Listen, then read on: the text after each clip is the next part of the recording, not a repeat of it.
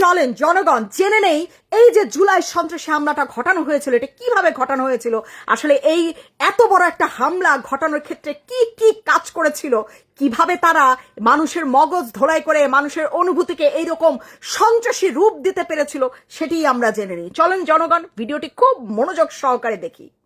বাংলাদেশ বা নেপাল, জেনজি যখন রাজপথে নামে তখন সরকার বদলায়। এই যে জুলাই আন্দোলনকারীদের একইভাবে তাদের এই আচরণ কি খুব স্বাভাবিক বলে মনে হয়েছিল? এখানেই আসছে ক্যাপ্টাগনের প্রসঙ্গ। জুলাই আন্দোলনে এই ক্যাপ্টাগনের ভূমিকা কি, কিভাবে কাজ করে, আর তাতে জেনজির ওপর প্রভাব কতটা, আজকের প্রতিবেদনে আমরা এই আলোচনাই করব। ক্যাপ্টাগন হলো এক প্রকার মাদক, এর আরো নাম রয়েছে ফেয়ারলেস পিল, ক্যাপ্টাগন সুপার হিউম্যান, জেহাদি ড্রাগ। দৈনিক আজকের কণ্ঠের দীর্ঘ অনুসন্ধানে উঠে এসেছে ভয়ঙ্কর সব অভিযোগ এবং বিতর্ক।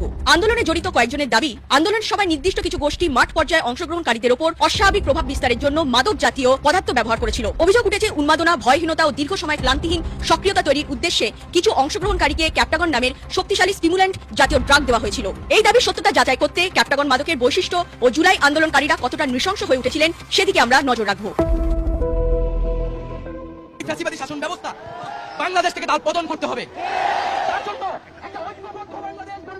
বৈষম্য বিরোধী ছাত্র আন্দোলনের সময় কিছু অংশগ্রহণকারীর আচরণ ছিল অস্বাভাবিক রকমের উগ্র ও ঝুঁকিপূর্ণ। ক্যাপ্টাগন মাদক সেবন যারা করেন তাদের মধ্যে এই ধরনের আচরণ দেখা যায়, যেমন ঘন্টার পর ঘন্টা ক্লান্তিহীনভাবে সক্রিয় থাকা, অতিরিক্ত আবেগপ্রবণ হয়ে পড়া ও সহিংস আচরণ, ভয়হীন সংঘর্ষে জড়িয়ে পড়া। ক্যাপ্টাগন জেনজিকে চলতা ফিরতা এক দানবে পরিণত করতে পারে। খিদে ঘুমের অনুভূতি থাকে না, টানা 3 দিন না ঘুমিয়ে অনায়াসে কাটিয়ে দেওয়া যায়। শরীরে গুলি লাগলেও যন্ত্রণার কোনো অনুভূতি থাকে না। এর সবচেয়ে ভয়ঙ্কর দিক হলো ক্যাপ্টাগনের প্রভাবে মাদক সেবনকারীদের মধ্যে সহানুভূতির লেশ মাত্র থাকে না। এই সবকটি বৈশিষ্ট্যই জুলাই আন্দোলনকারীদের মধ্যে দেখা গিয়েছিল। একবার আপনাদের মনে করিয়ে দেব সেই ঘটনাগুলি।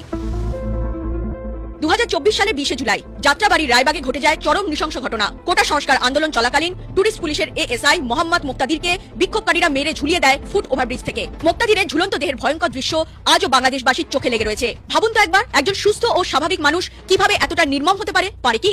প্রশ্নটা আপনাদেরকেই করছি। মনে পড়ে বানিয়াচং থানার এসআই সন্তোষ চৌধুরী কথা, যাকে 5ই আগস্ট সেনাবাহিনী ঘেরাটোপ থেকে ছিনিয়ে পিটিয়ে মেরেছিল মব। তার নিথর দেহ ঝুলিয়ে দেওয়া হয়েছিল গাছে। আপনাদের কি মনে হয় এগুলি স্বাভাবিক কোনো ঘটনা? 18 ডিসেম্বর ওসমান হাদির মৃত্যুর পর ফের জ্বলে ওঠে বাংলাদেশ। ভালুকায় এক হিন্দু যুবক দীপু চন্দ্র দাসকে পিটিয়ে মেরে জ্বালিয়ে দেওয়া হয় প্রকাশ্যে।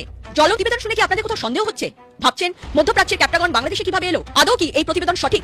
এরকম নানা প্রশ্ন আপনাদের মনে জেগে উঠছে, তাই তো?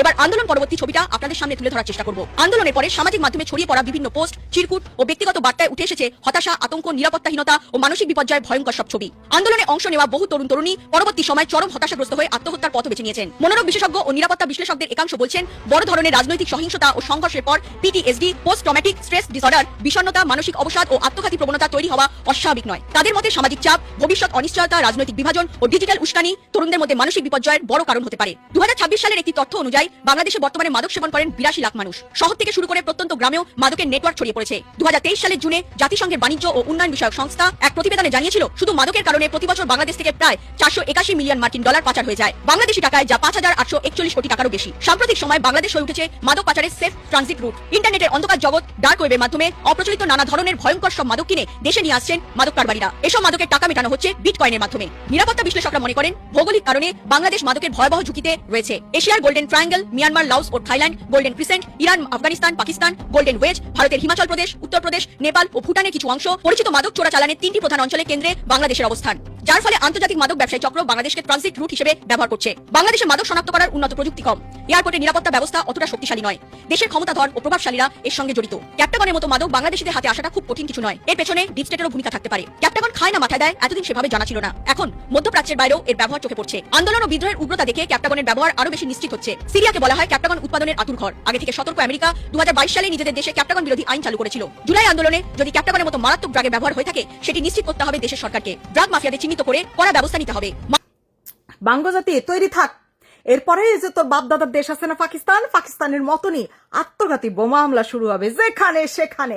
কাকে সরকারে বসাইছিস বুঝতে হবে তো। মৌলবাদীদের সরকার, মৌলবাদীদের জোট সরকার, যাদের হাত দিয়ে মৌলবাদের উত্থান হয়, জঙ্গিবাদের উত্থান হয়, উগ্রবাদীদের উত্থান হয়, যারা মদতদাতা তাদেরকে গদিতে বসিয়েছিস।